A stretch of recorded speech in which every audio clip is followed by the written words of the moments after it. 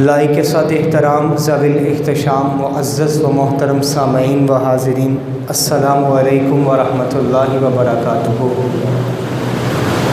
اللہ رب العزت کا شکر ہے کہ اس کی دی ہوئی توفیق سے میں اور آپ ایک مرتبہ پھر حضور علیہ الصلوۃ والسلام کے فرامین مقدسات کو سننے اور سنانے کی سعادت حاصل کر رہے ہیں۔ اللہ رب العزت ہم سب کا آنا اپنی بارگاہ میں قبول فرمائے، ان لمحات کو ہمارے لیے توشہ آخرت بنائے۔ سامعین گرامی قدر، آج کے شب کے لیے جو موضوع میں نے منتخب کیا ہے وہ ہے دینی معاملات کے اندر اللہ رب العزت سے ڈرتے رہنا اور احتیاط کا پہلو کبھی نہ چھوڑنا، اس کو کبھی نظر انداز نہ کرنا۔ ہمارے ہاں عمومی طور پر رویہ ایسا ہے کہ جن معاملات کے اندر ڈرنے کی ضرورت ہے ان معاملات میں نہیں ہم ڈرتے، اور جن معاملات میں ڈرنے کی ضرورت نہیں ہوتی ہم اس میں زیادہ ڈر جاتے ہیں۔ احتیاط دین کے معاملات کے اندر کم کرتے ہیں اور دنیا کے معاملات کے اندر بہت زیادہ کرتے ہیں۔ ہم کیا کرتے ہیں، تمیز کیے بغیر جو مال کما رہے ہیں یہ حلال ہے یا حرام ہے، ہم کہتے ہیں کنے ویکھی خبر تے کنے ویکھے اگلا جان، جنوں جاواں گے انہوں دیکھی جائے۔ استغفر اللہ العظیم۔ دین کے معاملات میں ہم ڈرتے نہیں، یا پھر ہمارا ایک کنسیپٹ یہ ہوتا ہے اللہ بڑا غفور ہے، اللہ بڑا رحیم ہے، اللہ بڑا بخشنے والا ہے۔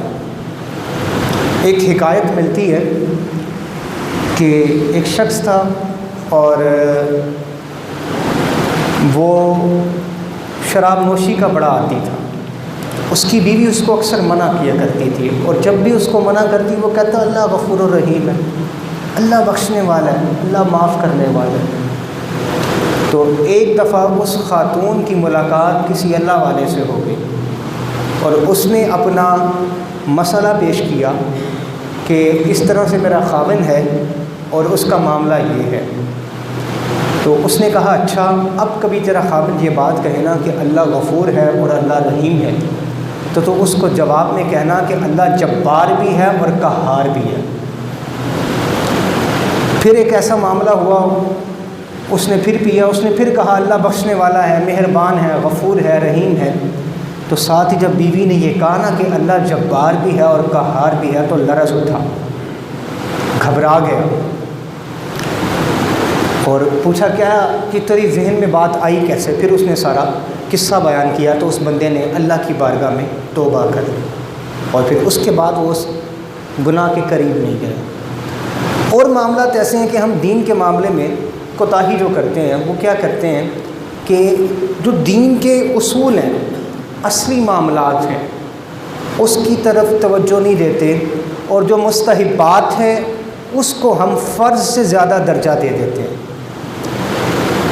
نماز کی فکر نہیں ہم کرتے، روزے کی فکر ہم نہیں کرتے، حج کی فکر ہم نہیں کرتے ہم پر فرض ہے یا نہیں، زکوٰۃ دینی ہے یہ معاملہ نہیں ہم دیکھتے، کیا مجھ پر زکوٰۃ فرض ہو گئی، اس چیز کی فکر نہیں ہے۔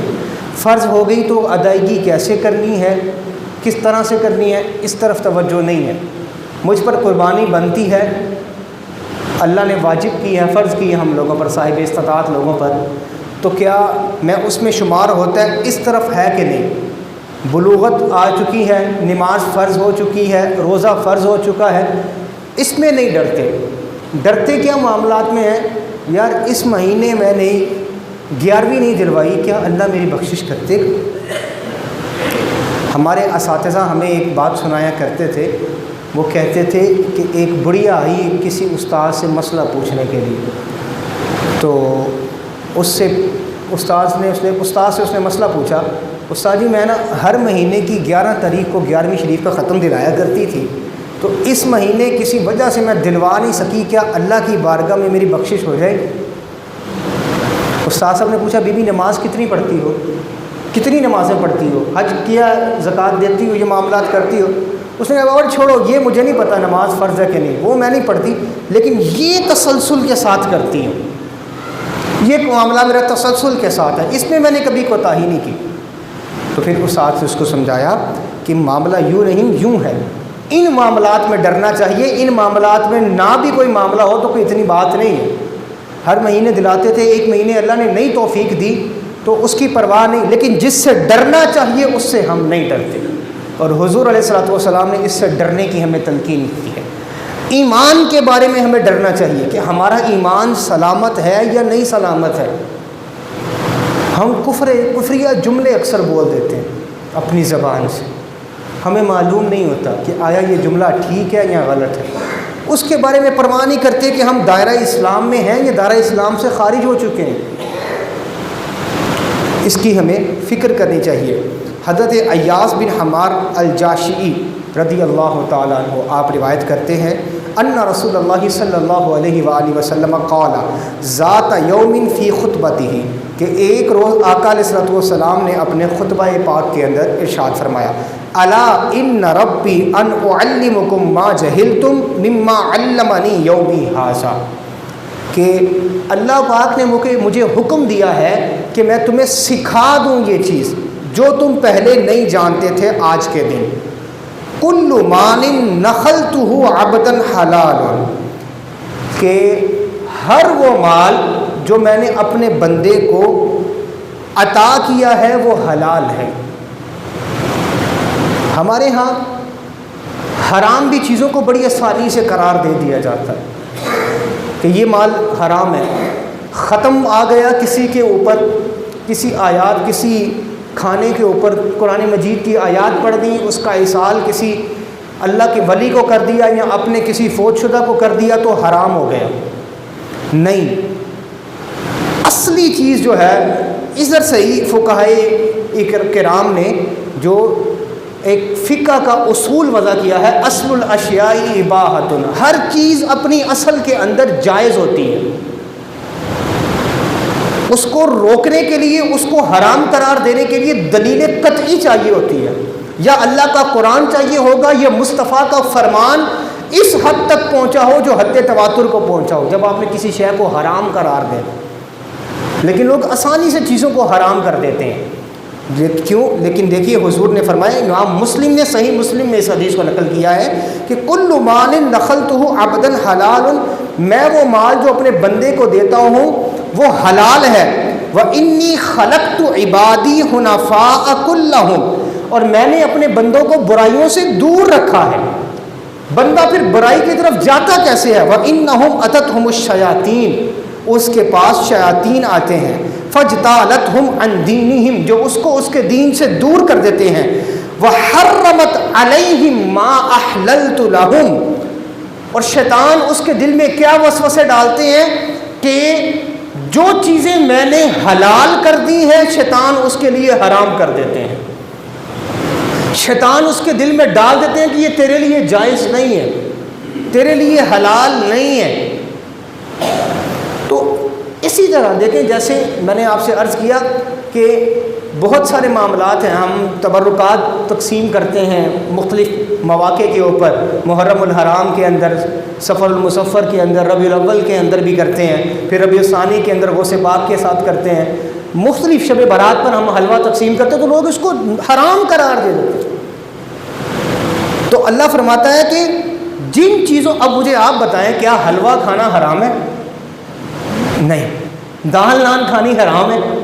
نہیں، یہ حرام نہیں ہے چیزیں، لیکن لوگ اس کو حرام قرار دے دیتے ہیں۔ وَأَمَرَتْهُمْ أَن يُشْرِكُوا بِي مَا لَمْ أُنزِلْ بِهِ سُلْطَانًا، اور وہ تمہیں حکم دیتے ہیں کہ میرے ساتھ ان لوگوں کو شریک ٹھہرائیں جن کو میں نے کوئی اتھارٹی نہیں دی، اور فرمایا وَإِنَّ اللَّهَ نَظَرَ إِلَىٰ أَهْلِ الْأَرْضِ فَمَقَتَهُمْ عَرَبَهُمْ وَعَجَمَهُمْ إِلَّا بَقَايَا مِنْ أَهْلِ الْكِتَابِ۔ حضور نے فرمایا کہ اللہ ناراض ہو گیا، اللہ نے اہل ارض پر جب نظر دوڑائی اللہ ناراض ہو گیا، عربوں سے بھی اور اجمیوں سے بھی، لیکن بہت تھوڑے رہ گئے کتاب دیے ہوئے جن سے اللہ راضی تھا۔ وقال انما بعثتک لابتلیک وابتلی بک وانزلت علیک کتابا لا یغسلہ الماء. فرمایا محبوب پھر ہم نے آپ کو دنیا میں بھیجا تاکہ آپ کو بھی آزمائیں اور آپ کے ذریعے ہم لوگوں کو آزمائیں, اور پھر ہم نے آپ کو کتاب دے دی ہے, اور وہ کتاب وہ ہے کہ جس کو کوئی پانی مٹا نہیں سکتا, مطلب اس کتاب کو کوئی نقصان نہیں پہنچا سکتا. ساری دنیا کوشش کر کر دیکھ لے لیکن رب کے قرآن میں سے ایک حرف تو دور کی بات ہے, ایک حرکت کی بھی کمی بیشی نہیں کر سکتی. یہ اللہ نے قرآن کو شان عطا فرمائی ہے. تقرأہ نائما و یقظان. محبوب آپ تو صبح و شام اس قرآن کی تلاوت کرتے ہیں. اس سے مراد یہ ہے کہ آپ صبح اور شام اس قرآن مجید کا آپ کا اوڑھنا اور بچھوڑنا قرآن کے مطابق. ان معاملات دیکھیں, قرآن جس سے ڈراتا ہے اس سے ڈرے. قرآن نے آخرت کے عذاب سے ڈرایا ہے, قرآن نے اللہ کی ذات کے ساتھ کسی کو شریک ٹھہرانے سے ڈرایا ہے, قرآن نے نمازیوں کے لیے نماز پڑھنے نہ پڑھنے والے کو ڈرایا ہے, اور جو نماز پڑھتے ہیں ان کو بھی ڈرایا ہے جو سستی کے ساتھ نماز پڑھتے ہیں. الذین هم عن صلاتهم ساہون, جو نمازوں کے اندر سستی کرنے والے ہیں ان کو ڈرایا ہے. تو ان چیزوں سے ڈرنا چاہیے. جو زکوٰۃ نہیں دیتے, والذین یکنزون الذھب والفضة ولا ينفقونها فی سبیل اللہ فبشرہم بعذاب علیم.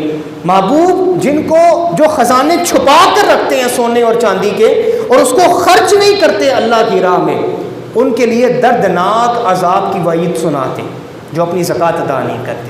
ان معاملات سے ڈرنا چاہیے. اور فرمایا وَإِنَّ اللَّهَ أَمَرَنِي أَنْ أُحْرِقَ قُرَيْشًا فَقُلْتُ يَا رَبِّ إِذًا يَسْلِغُ رَأْسِي فَيَدْعُوهُ خُبْزَةً قَالَ اسْتَخْرِجْهُمْ كَمَا أَخْرَجُوكَ وَاعْزُهُمْ نَعْزِكَ وَأَنْفِقْ فَسَيُنْفِقُ عَلَيْكَ. کہا محبوب آپ ایسا کریں کہ قریش کو ہلاک کر دیں. جو آپ سے لڑتے ہیں آپ ان کے ساتھ لڑیں. جنہوں نے آپ کو مکہ سے نکالا تھا, آج آپ کو اللہ نے اقتدار دے دیا, آپ فاتح مکہ ہو چکا, آپ کو مکہ کا فاتح بنا دیا.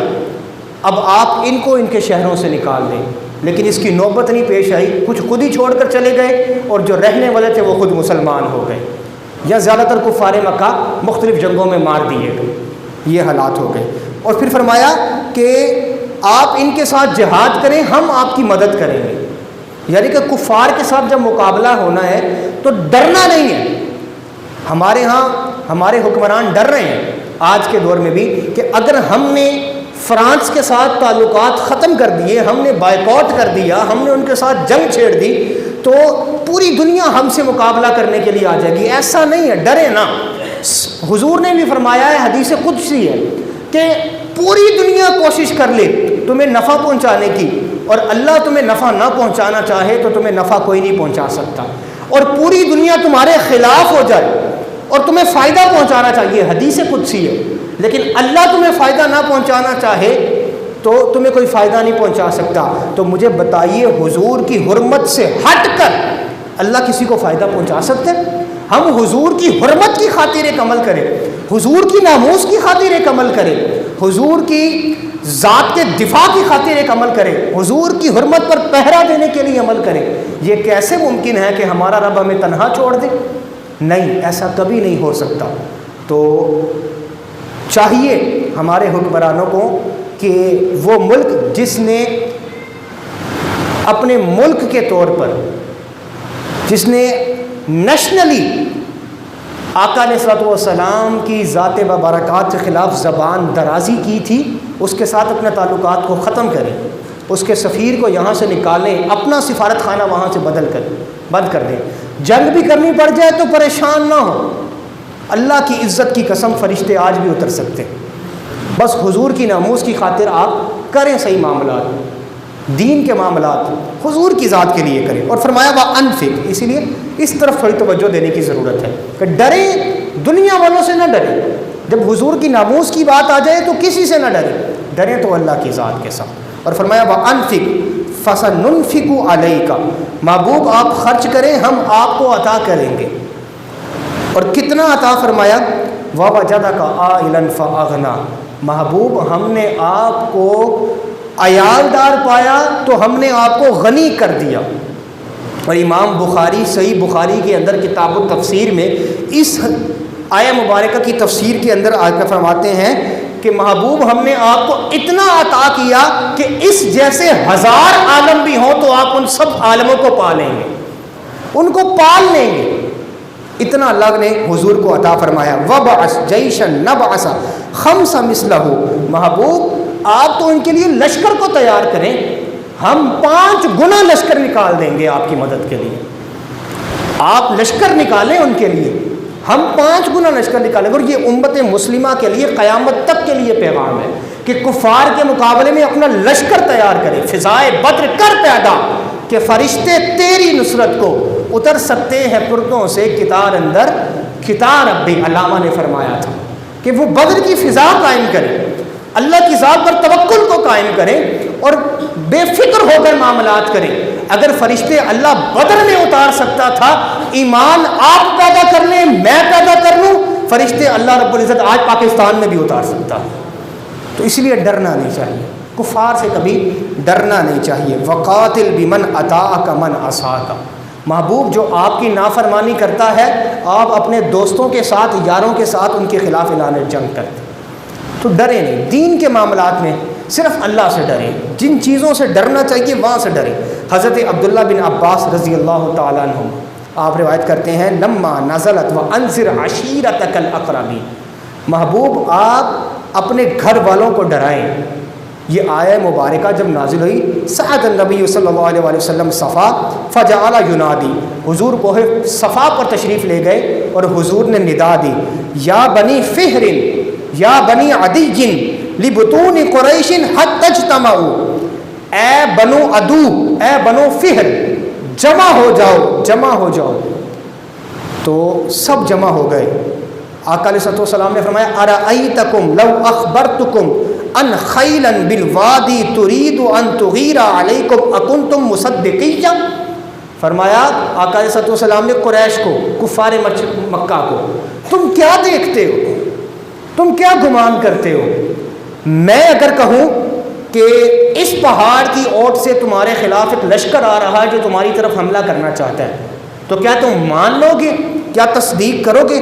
قالوا نعم ما جربنا علیک الا صدقا، فرمایا محمد صلی اللہ علیہ وسلم ہم کیوں نہ مانیں، ہم نے آپ کو جب بھی دیکھا ہے سچا پایا ہے، جب آپ کو پایا ہے سچا پایا۔ یہ میں روک کر ایک بات کرنا چاہتا ہوں، وہ اپنی آنکھوں سے دیکھ رہے تھے، جب بندہ پہاڑ کی چوٹی پر ہو تو دیکھ رہا ہوتا کہ دوسری جانب سے کوئی چیز آ رہی کہ نہیں، وہ اپنی آنکھوں سے دیکھ رہے تھے کہ کوئی نہیں آ رہا، لیکن ان کا ماننا یہ تھا کہ اگر حضور نے فرما دیا ہے، محمد صلی اللہ علیہ وسلم نے فرما دیا، میں حضور رسالت کا لفظ اس لیے نہیں ادا کر رہا کہ وہ حضور کو نبی نہیں مانتے تھے، لیکن اگر اس ہستی پاک باز ہستی محمد صلی اللہ علیہ وسلم نے فرما دیا ہے تو جھوٹ نہیں ہو سکتا۔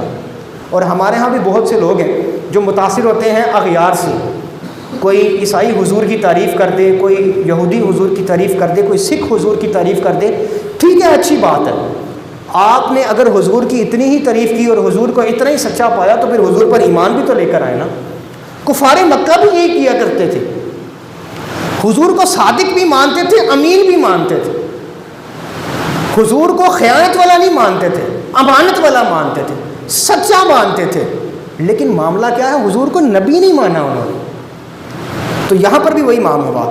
تو آقا علیہ السلام نے فرمایا فَإِنِّي نَذِيرٌ لَكُمْ بَيْنَ يَدَيْ عَذَابٌ شَدِيدٌ، میں تمہیں ڈرا رہا ہوں کہ تمہارے قریب ہے، تمہارے ہاتھوں میں ہے ایک سخت عذاب۔ حضور نے فرمایا میں تمہیں ڈرا رہا ہوں۔ فقال ابو لہب، حضرت ابو لہب نے کہا تبا لک سائر اليوم الہذا جمعتنا، وہ بدبخت بکواس کرنے لگا تمہارے ہاتھ ہلاک ہو جائیں، تم نے ہمیں آج اس کے لیے جمع کیا کہ ان سب کو چھوڑ کر ہم ایک اللہ کو ماننے لگ جائیں۔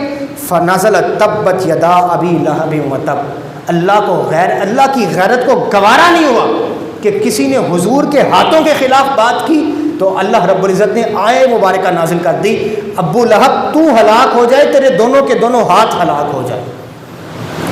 اور ان دونوں ہاتھوں سے مراد مفسرین فرماتے ہیں دنیا بھی ہے اور آخرت بھی ہے، یعنی کہ ایک ہاتھ یہ دنیا ہے اور ایک ہاتھ آخرت ہے.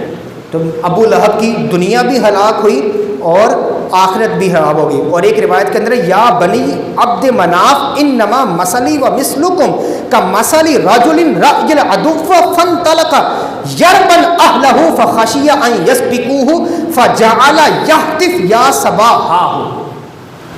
ایک اور حدیث ہے اس کے لفظ یہ ہے. اب وہ کیا، عرب کا ایک دستور تھا، ان کو جب خدشہ لاحق ہوتا کہ ان کے گھر پر کوئی حملہ کر دے گا تو وہ اپنی قمیض اتارتے، ایک سلاخ کے اوپر ڈنڈے کے اوپر اس کو لٹکا دیتے، جھنڈا لہرا دیتے. جیسے آج بھی اگر کوئی لوگ کسی پلین کریش میں کوئی بچ جائیں اور گم ہو جائیں، کسی جنگل کے اندر رہ جائیں یا پہاڑ کی چوٹی پر رہ جائیں، تو وہ کیا کرتے ہیں کہ وہ ایک جھنڈا سا، علم سا لہراتے ہیں. تو اگر تو اس کو امید ہوتی وہ گھر پہنچ جائے گا، اپنے گھر والوں کو بچا لے گا، تو وہ بندہ پہنچتا. اور اگر اس کو پتہ ہوتا کہ نہیں، ایسا نہیں ہے، مجھے جھنڈے کو لہرا کر الرٹ کر دینا چاہیے اپنے گھر والوں کو کہ تیار ہو جاؤ، تمہارے اوپر حملہ ہونے والا ہے. حضور نے فرمایا میری مثال ایسے بندے کی ہے، میں تمہیں الرٹ کر رہا ہوں، تیار ہو جاؤ، اللہ کا عذاب آنے والا ہے، اپنے کفر کو چھوڑ کر دین اسلام میں داخل ہو جاؤ. تو دین کے معاملات میں ڈرنا چاہیے کہ کس وقت اللہ نہ کرے ہمارا ایمان سلب ہو جائے. ایک حدیث کے لفظ ہیں، آقا علیہ الصلوۃ والسلام نے اپنی صاحبزادی سے فرمایا، سیدہ فاطمہ الزہرا رضی اللہ تعالیٰ عنہا، کیونکہ جب حضور نے اعلان نبوت فرمایا نا تو اب بہت چھوٹی تھی، بہت چھوٹی تھی. تو فرمایا فاطمہ ایمان لے آؤ، اگر ایمان نہیں لے کر آؤ گے تو میں محمد پھر کچھ نہیں کر سکتا. صرف ایک یہ معاملہ ہے جس پر حضور نے فرمایا کہ میں کچھ نہیں کر سکتا، باقی جتنے بھی گناہ لے کر جائیں حضور شفاعت سے ہمیں بخشوا دیں. لیکن اس کا مطلب یہ نہیں کہ ہم صرف گناہ پہ گناہ کرتے رہیں، لیکن اسی لیے حضور نے فرمایا کہ ایمان کی حفاظت کریں اپنے، کہ کہیں زبان سے ایسا جملہ نہ ادا ہو جائے، زکوٰۃ کے ہم انکاری نہ ہو جائیں، حج کے ہم انکاری نہ ہو جائیں، قربانی کے ہم انکاری نہ ہو جائیں، نماز کا ہم انکار نہ کرنے کہ نماز فرض نہیں ہے. یہ وہ معاملات ہیں کہ جن سے اگر ذرا سی روگردانی کریں گے تو ہم دین اسلام سے خارج ہو جائیں گے. ہم کہیں گے کہ یہ فرض نہیں، تو ایک دفعہ کہا نہیں اور دین اسلام سے ہم کافر ہو گئے. تو آقا علیہ السلام نے ایک اور حدیث میں فرمایا، طویل حدیث ہے، میں آخری منٹ کے اندر اس کو مختصر کر کے کہہ رہا ہوں. آقا علیہ السلام نے فرمایا کہ میرا دور رحمت والا ہے، مفہوم بیان کر رہا ہوں، رحمت والا ہے، اور میرے بعد کے دور جو ہے وہ بھی رحمت والا ہوگا جب میرے خلفائے راشدین رہیں گے. اس کے بعد بادشاہت قائم ہو جائے گی، اور بادشاہت کے بعد آقا علیہ السلام نے فرمایا کہ ایک ایسا دور آئے گا جبر اور ظلم کا دور ہوگا، اور اس سے مراد یزید کا دور تھا. اور اس کے بعد آنے والے حکمران ہیں. حضور نے فرمایا ڈرو اس وقت سے کہ جب جابر حکمران تم پر قائم ہو جائیں گے، ظالم حکمران تم پر قائم ہو جائیں گے، اور اس کے بعد بہت ساروں کے بعد صرف ایک حکمران اچھا آئے گا، پھر بہت سارے جابر آئیں گے، کوئی ایک اچھا آیا کرے گا. تو بہت سے جابروں کے بعد پہلے آیا تھا عمر بن عبد العزیز، اور اس کے بعد سے اب تک بالعموم جامر حکمران ہم پر مسلط ہو رہے ہیں. اللہ رب العزت ہم سب پر اچھے حکمران نافذ فرمائے جو دین اسلام کی سمجھ رکھنے والے ہوں اور دین پر عمل کرنے ہو. اللہ رب العزت کی بارگاہ میں دعا ہے جو کچھ میں نے کہا ہم سب کو اس پر عمل کی توفیق عطا فرمائے. وما توفیقی الا باللہ.